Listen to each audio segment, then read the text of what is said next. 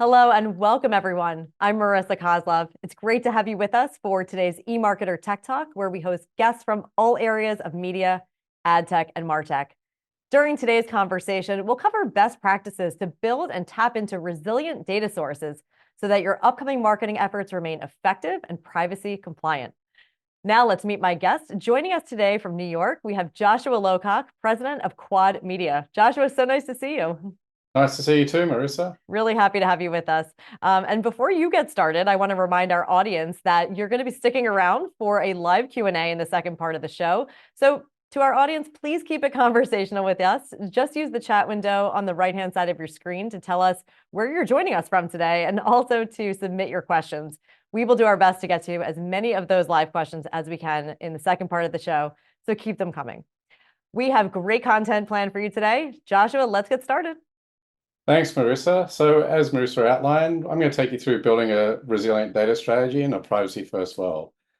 I'm from Quad Media. I'm president of media at Quad. And let's get into the content. What we're going to go through today is 6 things. We're going to go through the state of cookie deprecation, what marketers can do, how you can look at different data collection strategies, what the most resilient path forward is. We're going to look at some case studies of brands that do it right and some questions you should be asking yourselves to be successful in your strategy ahead. As we go through this, I want to remind you that we're sharing the data strategy checklist for 2024. We have documents available on quad.com, and of course, there's lots of fabulous research on eMarketer. Let's set some benchmarks here. There's some interesting, facts and figures that come out. 75% of marketers still heavily rely on third-party cookies, but somewhat depressingly, almost 20% still say the deprecation of third-party cookies will devastate their business. This means we really need to focus on finding a solution and as marketers becoming more smart in the way we think about using data in advertising and marketing overall. If we look at the state of cookie deprecation right now, we know it's been coming forever. It gets delayed again and again and again. And while Google towards the end of last year announced that, yes, cookie deprecation was coming and they would be rolling it out to Google Chrome users at the start of this year, the CMA, the Communications and Markets Authority in the UK, once again put the whole debate in the spotlight, outlining 4 areas that Google needed to address before you could move forward. And that included ensuring that it didn't self-preference, that Google didn't self-preference its own services, addressing some specific privacy design issues with Privacy Sandbox, ensuring the long-term privacy governance issues were addressed, and assuring the things were set in place so that for the long term, consumers and privacy were protected, but also competition was protected. What I'd like to point out, and it's important to note, is it's not just Google Chrome that's deprecating third-party cookies. Microsoft Edge, which is built off Chrome's underlying stack, has also announced it's going to start deprecating cookies. So what I like to say is it's time for a reality check. This is not a stay of execution. Third-party cookies will die. We need to accept that, and as marketers, we need to adjust our strategy. The other things that we need to be focused on is the acceleration of protection of personal data. The White House passed an executive order restricting the sale and offshore use of data against countries that are broadly looked at ones that are enemies of the United States. And we have general laws from the US Department of State, Department of Justice issuing regulations or rulings looking at and examining the use of sensitive data. I'm going to look at some of these examples later because I think it's very important to keep in mind as you build your data strategy, as you think about the way you key and connect things together, are you doing it in a way that is not only in tune with regulations and the law, but also in the spirit and direction that regulators are heading? And of course, we've got the speculation on it if a TikTok ban is next. But let's look at US state-based regulation right now. Right now in the US, we have 13 state-based regulations. Something I always like to emphasize to clients and you should pay strict attention to. There's more than a number of websites right now that have a do not sell link down the bottom and explicitly only mention California privacy regulations.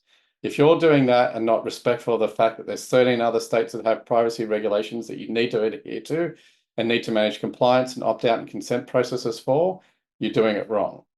The other thing to keep in mind is there's 20 up-and-coming privacy laws in individual states, and that's not including all the other regulations you've got, such as HIPAA, COPPA, FCRA, the CAN-SPAM Act, and the like. even in the past 24 hours, Florida passed legislation to limit the ability of children under the age of 14 to use social media networks and to require identity and proof of age.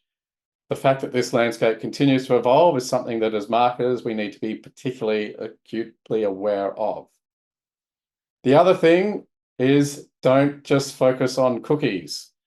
When we think about cookies, we're really talking about marketing and advertising. And one of the things we don't have an honest conversation about is ad blocking. So when you think about third-party cookie deprecation, you also need to be starting to think about what's the more intelligent and creative way to reach audience just holistically in a world of changing audience dynamics. 20% of consumers now block an ad while browsing the internet. 13% use privacy-safe browsers. 12% of consumers use search engines that don't track online activity, like Brave. These are great stats from eMarketer, and it's just a reminder to you as you think about your data strategy going forward. Regulation compliance is important. We're going to talk about what you should start collecting in a minute, but keep in mind that as marketers, your end goal is to get your ads in front of audiences. And when audiences are not only shying away and steering away from cookies, but you've also got challenges in just getting ads out there because they're blocking ads, what are you doing from a content and creative and a media perspective to really connect and resonate with audiences? The last thing, and this is really when we start thinking about building a resilient strategy, is from Quad's perspective, we also think it's not just cookies that are going to be deprecated. We expect email as an identifier will probably go away as well. And we're going to give you some reasons for that. But when you start thinking about a resilient data strategy and a resilient strategy in the world of third-party cookie deprecation, a lot of companies are pivoting to email. They're pivoting to email because that's seen as a keying mechanism or a single point of information that you can connect multiple user identities against to identify a single individual. The problem with all of this is email as an identifier is flawed with and fraught with risk, both technical and regulatory. If you look at the technical risks involved, email, like third-party cookies, like mobile device IDs, is easily deprecated by platforms. Apple's private relay service, if you use a iOS or Mac OS device, allows you to anonymize your email address and sign in with one that doesn't identify you as a unique individual. Apple's email service also blocks third-party cookies and tracking as by default, preventing you even knowing if your emails have reached an individual. Firefox has a similar product, and there's multiple third-party services available that are similar. Email's lack of transparency as well on data collection, as well as a consent mechanism, creates a whole lot of problems, especially if you look at it from a regulatory lens. The one phrase that everyone talks about when they're casting aspersions at the industry is surveillance capitalism. When you think about email, collecting a consumer's email address and then starting to use that to key them together and identify them across disparate services, can that be done in a transparent, consent-based way that a consumer can opt in and opt out of? The big thing to think about is if email is absolutely instrumental to logging in and out of your service, how are you actually going to be able to give consumers consent to opt out of using their email address for tracking and connecting things together? And we've seen the FTC already hone in and prosecute and issue fines against companies that do sorts of things like this. The last one is I would never rule out, and this fourth one is really important, is I wouldn't rule out that Google, the large provider of Gmail, and the fact that they use Google services to sign in and connect everything that goes on their platforms, it would be quite easy for Google to actually introduce its own anonymized service, instantly deprecating a whole swathe of Gmail addresses from the ecosystem. So what should you do as marketers? Let's look at what you can do to make your strategy resilient. The questions you need to be asking yourself is, are you data rich or are you data poor? And what this really means is not do you have a lot of data, but will your consumers actually share data with you? And can you actually manage the data minimization and compliance risks and the data regulation costs that comes with that? This statistic here is very important. While everyone will tell you you should start collecting first-party data to be resilient in a privacy-forward, cookie-deprecated world, 84% of Americans are concerned about sharing their data when interacting with brands online. So in a world where more than 3/4 of consumers are concerned about sharing their data, should you be running out there trying to capture everyone's data if consumers don't really want to share it with you? And then there becomes other questions of can you do it at scale and can you manage the meaningful relationships you need to provide when you do have that data. Let's talk about the data rich. If you're data rich, awesome, well done to you, but be mindful of compliance. Data rich companies should be thinking about sharing or partnering when you have data. And when I talk about sharing, it's not actually packaging your data up and selling it out there on the market. It's about finding people that share similar business interests and goals with you. And we'll talk a little bit about that in the coming slides to help them be more effective marketers, but also more effective people helping your business succeed. While a lot of marketers, about 80% say they have access to first-party data, to me, the concerning statistic is about 40%, so we're getting close to half, don't actually know how to effectively use it. And that's why I always recommend a little bit of caution on that collection of first-party data. The excitement to collect it is great, but if you don't know how to use it, all you're doing is creating organizational risk, compliance risk, and setting unrealistic expectations with consumers that now I have your data, but I'm not able to offer you personalized, relevant, or better experiences. So what on earth did I share my data with you for? But let's get back to the data poor, because these are the people that really need to help. If you're data poor, look at partnerships. Don't go chasing your own data. Don't look at things that aren't going to give you scale. And more importantly, if you really want to build, if you think building some sort of data is important, I'm going to emphasize the scale side of things, the resilient side of things, and the transparency and consent-based nature of it all. If you can't do that consistently on a recurring basis, you're going to be fraught with risk because, as we've seen, the FTC prosecute companies like Kochava for mobile location data and collecting data in sensitive locations, Publicis Health for the way that certain patient recordings were used in non-compliant matters, and Avast, probably the most worrisome of them all, an antivirus vendor who was collecting browser data and then selling it in the open market. So what you should be looking at is alternatives if you're data poor. There's one such alternative, which is Conversions API, commonly spoken of as CAPI. Conversion APIs involve you installing APIs in your platforms or secure handshakes in your website or other properties. Meta, Google, Snapchat, TikTok, and others have them. They're more reliable than third-party cookies, but they require technical work, integration, and they circumvent some of the challenges. On the positive side, they circumvent some of the challenges you experience with ad blockers and cookies being blocked by default. The issues, time-consuming, requires ongoing maintenance, and third parties get a little bit more control. So you're handing over the keys to the kingdom to the incumbent tech players. And what's really unknown with all of this is what will regulators decide? The reason why we had that previous slide on data-related litigation is if you're operating in a sensitive category, healthcare, financial services, banking and finance, insurance, and you're using a conversion API, you should be asking yourself, am I now inadvertently sharing sensitive consumer information back with one of these platforms, putting me in the crosshairs of regulators? And the FTC is quite active at investigating and issuing fines at present. There's other alternatives from companies such as the Trade Desk, but the concerns I have about that and what I would encourage you all to think about is, are you getting locked into a different version of a walled garden? Are you relying on a potentially deprecated mechanism, such as an email address, to identify and connect consumers? I'm not saying you shouldn't test, learn, evaluate these alternatives. What I'm saying is approach with trepidation, caution, and look at breaking down the silos in your organization to be more effective in the way you adopt and examine these strategies. And if you look across the spectrum, what you can and can't do, on the left-hand side, there's still opportunities to market to your own audiences. So CRM lists and your own customer data. So that first-party data strategy is key. But one of the things that we find particularly interesting is household addressable data, because household addressable data can't be deprecated. And we're going to talk about why that is a pathway to building the most resilient data strategy and what lessons you can learn from others who have been successful, especially the retail media networks, in looking at household addressable data.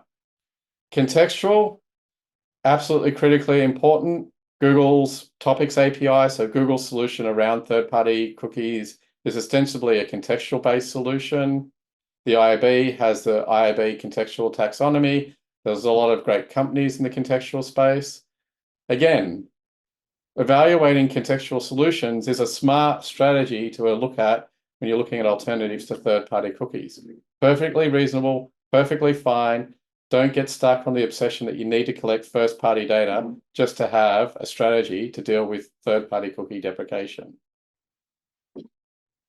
The lessons from the previous slides really are, if you think about CAPI, Conversions API, if you think about trade desk solutions, if you think about partnering with others, is be careful of building dependency or codependency on the walled gardens. We've seen them change the rules of the road again and again and again, or over-investing or over-reliance on black box solutions. AI, artificial intelligence, large language models, fabulous, amazing things will transform the world of advertising. But if it actually creates more of a black box that you don't know what's going on, you don't know your customers, that creates complications. It creates inability to optimize your media because all you can do is put more money in and out. You don't have control about how that data is used. And if everybody's copying and using the same things from these large incumbent platforms, how do you actually get a competitive edge and advantage in the market? This is why Quad's position is partner, partner, partner. Don't bet the farm on walled gardens. If you're data poor or data rich, look for smart, intelligent co-op type relationships you can have where there's synergistic relationships. And there are more resilient, lasting data strategies you can pursue. Retail media, the growth of retail media is not just driven by the fact that third-party cookies are deprecating. It's driven by the fact that retail media has transactional data and household ID. Household addresses are also enormously resilient. We all have only one place we call home. When you buy things online, you either take it home or get it delivered to home. This is why retail media networks succeed. It's a resilient data stack. It's not something that's going to be deprecated by other people. Resiliency means it can't be undermined by a platform player. You don't have to worry about Google changing the rules or Chrome changing the rules tomorrow. It's not going to be undermined by a tech player. You're not going to have Apple go, hey, we're all about privacy, and as a result of this, we're deprecating XYZ by the end of the year. And the last one is, and I just want to belabor that point, email. It can't be undermined by expected change in the ecosystem. Building your house on sand on your first-party data strategy isn't going to make you successful the long term. So partnerships are the better way forward, and looking at household identifiers is also a very smart strategy. What makes retail media resilient? Real people buy products, real data is attached to transactions, so performance is important, and real products go to people's homes to buy and sell and consume. The challenge you have to keep in mind, and not so much of a reason not to work with retail media partners, a reason why as a marketer you need to think strategically about the way you work with retail media networks is, saying things that we all know. You probably don't sell exclusively through one retail media channel. You don't want to give 100% of your budget to one retailer. But the third one, which not a lot of people think about, and I encourage you to, if there's one thing you take away from today, noodle on it for a bit. If you're buying retail media from one of the major retailers, they're running ads for you to drive traffic to their website, and then they're running ads on the pages that you're driving to that then drive pages, people to buy competitor products or products elsewhere on the site. Are you actually driving your own business, or actually are you just there fueling the retail media players' game? So just be, skeptical and keep an eye on that, because you don't want to be paying to arbitrage traffic for a retailer. We think retail media is great, but household data is the most resilient. We all have multiple laptops, phones, email addresses. Not a word of a lie. I have over 400 unique email addresses.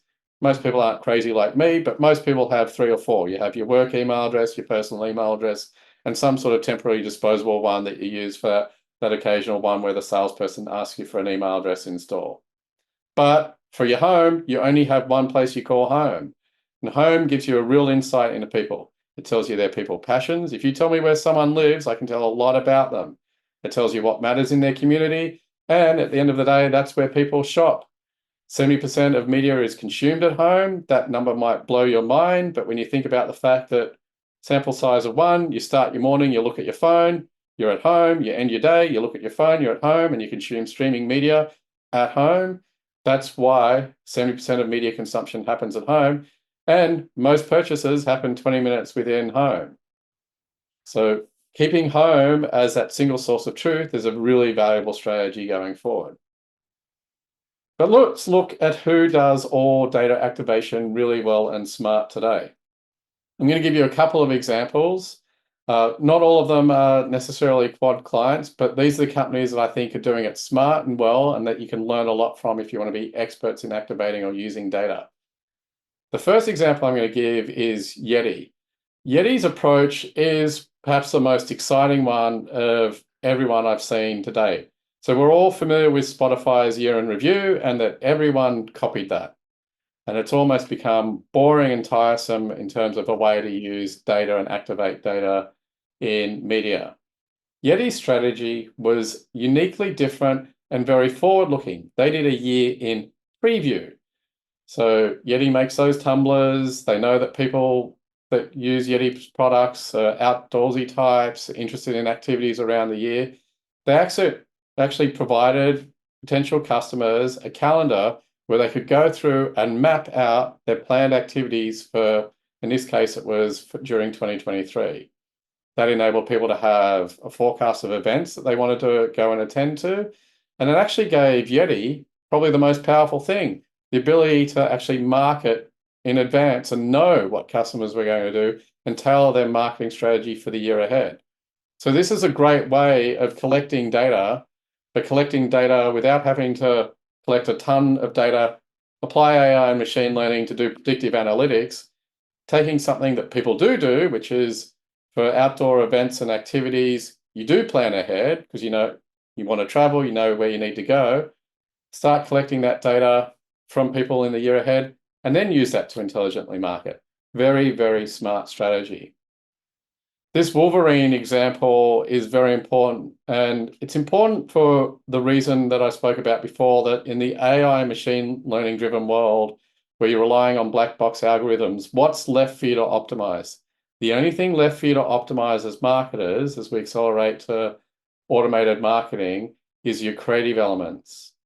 So in this example, Wolverine experimented with different types of creative based on their first-party data insights. So this is a different way of thinking about using your data. A lot of people think about using their data of how do I find the right audience and just hit them, on the media channels where I can find them the most effectively.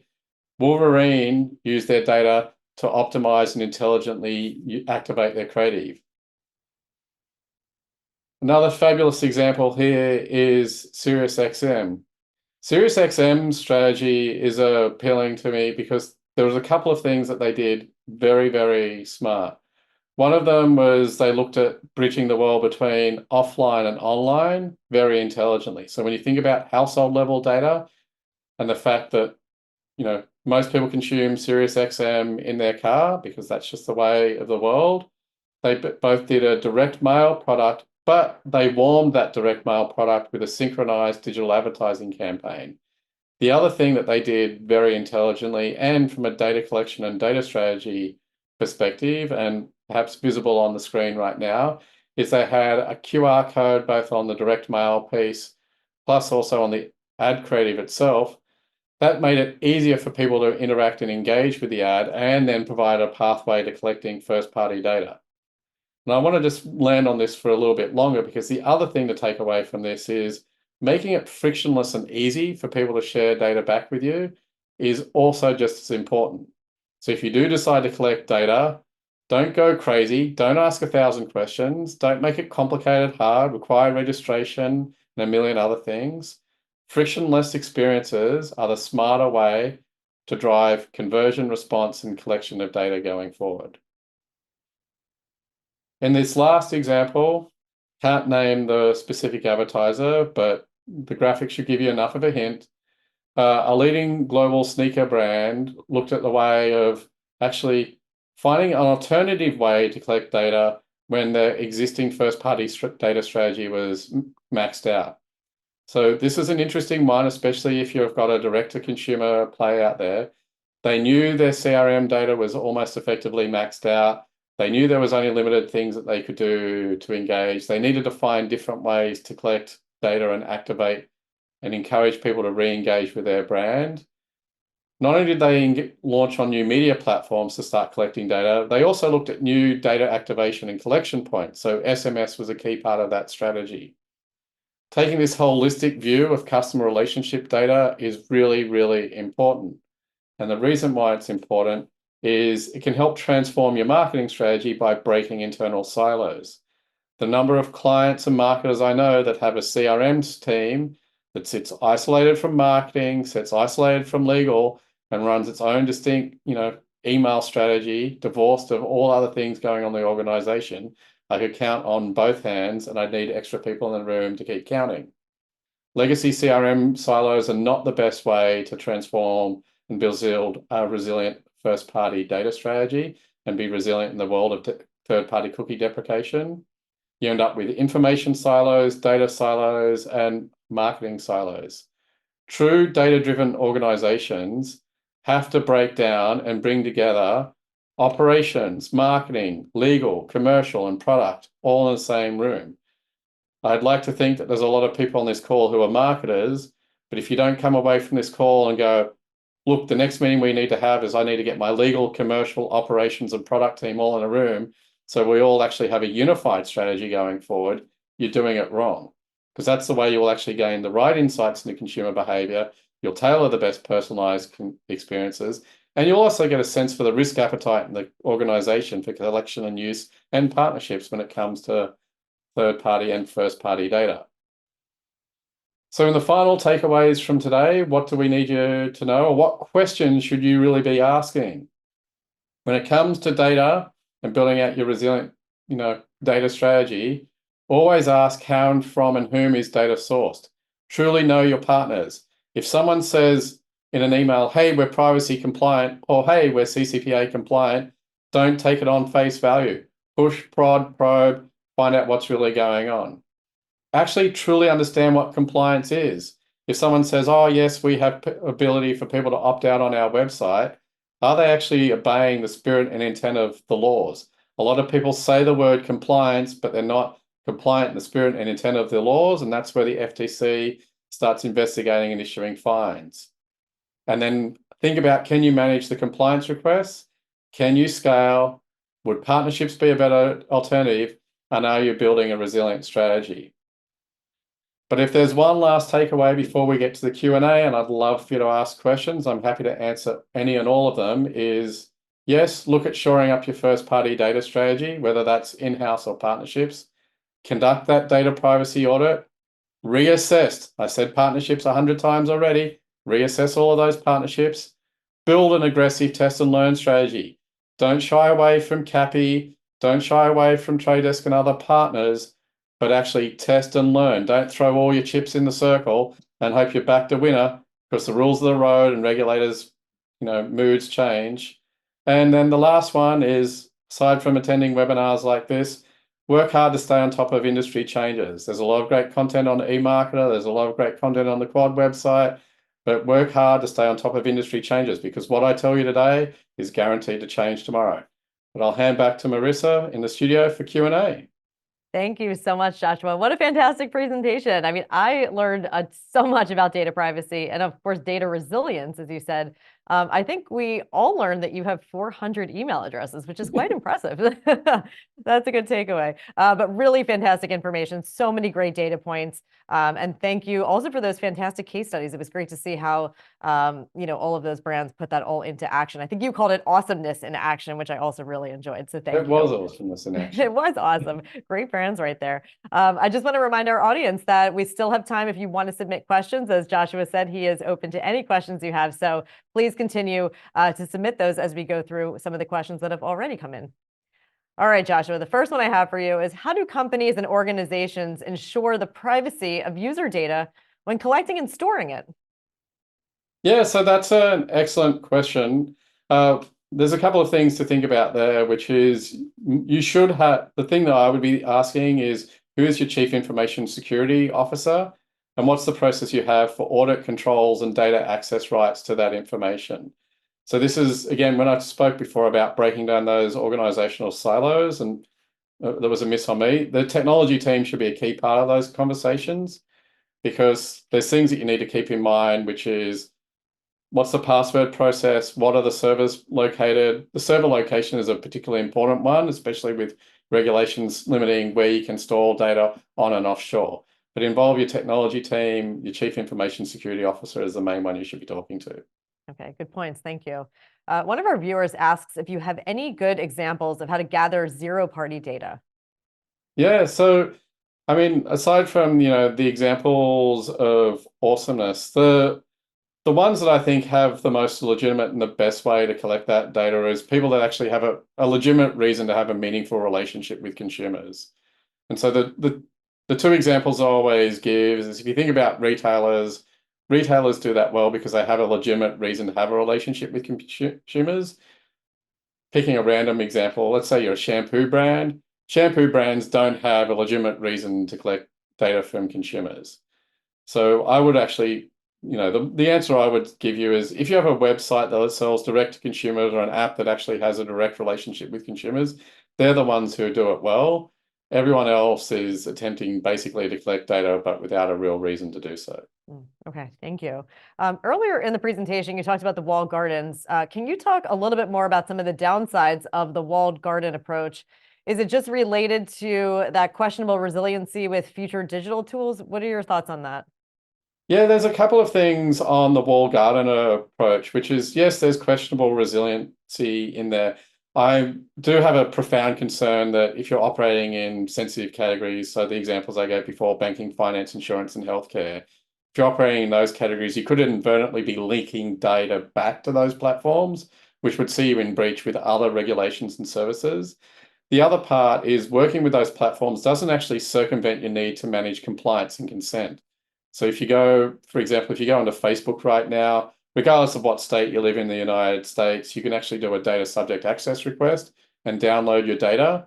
And that will list a whole host of companies that have, in air quotes, uploaded your data for advertising purposes. In my own examination and experience, when you start contacting those companies, all of them say they don't have data, but then can't explain why that audience data has been uploaded to Facebook, and therefore they're technically in breach with state-based privacy regulations. So you actually not only have a questionable resiliency, but you actually have created a whole compliance headache because now you could be breaking the law and not even knowing it. So those are things to be mindful of. All right, thank you. Our next question is about surge CPM costs. How good are premium buys from certain publishers at surge CPM costs? Yeah, I mean, that's an interesting question. Somewhere outside the scope of this conversation. I'm going to, let's just put a pin in that question for another time because search is a whole separate debate. All right, sounds good. Well, our next question is about AI, which we know is a hot topic on every marketer's mind. Is AI a concern when it comes to data privacy, or is it still too early to know? Yeah, so I love that question. There's a couple of things. So the first one is there's a lot of companies that, wave the flag of AI to sort of suggest that now they're privacy compliant or they offer anonymization because they're using AI. I'm immensely distrustful of that because that doesn't necessarily, like AI is not a panacea that solves privacy regulation and privacy compliance. I think AI creates potentially new headaches. The ability, well, I mean, it's been demonstrated already. AI can be immensely discriminatory. So one of the things I worry about from a data and a privacy perspective is, does AI inadvertently start creating discriminatory application of data, not because it's been directed to do so, but because the training set all the data that you've uploaded is inherently, you've got some discriminatory factor in there that AI is now picked on, and now you've become a discriminatory marketer, even though that was not your intent. And then the third one for AI, which is why I gave that example of Wolverine with the creative optimization, is in an AI world, you're actually losing control of your ability as a marketer to really influence and drive the results that you need. So, and it's not that I'm, a Luddite and anti-AI, but every time there's a loss of control, there tends to be a loss of transparency. And when there's a loss of transparency, you end up in a world of compliance breaches, brand safety problems, ads running in unsafe or unsavory environments, ads being seen by bots. And the industry as a whole hasn't built all the safety and guardrails it needs around that. So AI is not necessarily bad, but be mindful of the compliance headache if it's unnecessary or discriminatory, and worry about, well, do I have any real control over my marketing budget? Am I just too trusting and I'm going to end up with some other pain point further down the road? All right. Well, along the lines of compliance, our next viewer asks, with so many new regulations coming down the line or ones that are already in state review, what approach should marketers take to ensure full compliance on omni-channel cross-country campaigns? Yeah, so let's pull that apart, because there's cross-country and then there's United States. So cross-country compliance, most people default to adopting GDPR as their compliance regime. But when we think cross-country, there is a rest of the world out there. It's not just Europe and the United States. And Singapore, Australia, Thailand, Japan, they all have privacy regulations of their own. So what I encourage people to do is two things, which is, from a data collection and data minimization point of view, is look at the high water benchmark of what the most stringent rules are, and look to, if you want to be simplistic, consistently apply the high water benchmark. If you want to do it properly and studiously and well, what you should be doing is geo-detecting when people come in, clearly understanding what market a consumer not only lives in, but where they're connecting to or from your properties from, and manage compliance at an individual country level. For example, GDPR is an interesting one, because you could take the view mistakenly that, okay, I only need to worry about GDPR if I transact and operate in Europe. But the key takeaway from GDPR is GDPR applies to European citizens regardless where in the world they live or where in the world they're transacting from. So if you've got a European citizen visiting your website who happens to be living in the United States, your obligation is to be GDPR compliant, even though that consumer might be coming from downtown New York. So look at that, go for the highest level of compliance, but don't ignore international regulations simply because you think you don't trade or have customers outside your market. Geo-detect, make the right decision for that market. Yeah, that's a great point, that they may be located elsewhere, but yet they're still European citizens. So thank you And you for still have to comply. right. And Thank you. there Thanks for are that people reminder. there are people that will actively go out and seek to enforce, there's activists that actively go out to seek to enforce their GDPR rights outside of Europe to catch, large companies off guard. All right. Thank you for that. The next question is about TikTok. We know that company has certainly been in the news a lot lately. What other companies are potentially going to get more scrutiny around data privacy beyond TikTok? Yeah, it's an excellent question. I frame it in, a couple of parts, which is TikTok's up for a lot of, review because of its ownership by ByteDance, which is a Chinese-owned entity. So there's a geopolitical, part to that conversation. I think the other platforms that are under a lot of scrutiny, Google, Apple, and Meta, are immediately under scrutiny. Apple, there was a case filed only last week about that, which was, are they self-preferencing? Google gets looked at for self-preferencing, and Meta is being examined for the way its algorithmic feed works. To sort of break those down into layman terms, what's the real fundamental issue here is they have a lot of first-party data, or they're, air quotes, using the veil of privacy. And from a regulatory perspective, looks like they might be using that to enforce their market dominance or in any competitive position, which is why in the slide there where I talked about, be careful of getting too close and relying on things that could be deprecated or made less resilient. Leaning in on one of those platform strategy for cookie deprecation or overall data strategy could be a dangerous place to play, because if regulators start breaking them up or changing the way they can and can't or should share their data, you might find your whole data and marketing strategy unravel. But yeah, look at Apple, look at Google, look at Meta, keep a close eye on them. They're definitely in the crosshairs for the next 12 months. The other ones, not specific company, but the category of data that's absolutely fraught with risk right now is location-based data. That is a category, any company operating in the location-based space is going to be investigated by regulators in the next 12 months. I would bet solid money on it. All right. Well, there's the crystal ball for certain companies to keep an eye out on and what may come. So keep an eye out to everybody. Thank you for that perspective. What are your thoughts on data clean rooms? These have, come to the forefront as a solution for leveraging first-party data in a compliant way. Do you think this is a fad, or is it something that you think is going to stick around? So, I mean, data clean rooms play an important role in the ecosystem as a whole. And so that ensure everyone's on the same page. A data clean room is a place where two parties can exchange data in, a neutral, safe environment, enrich or otherwise, activate data against each other.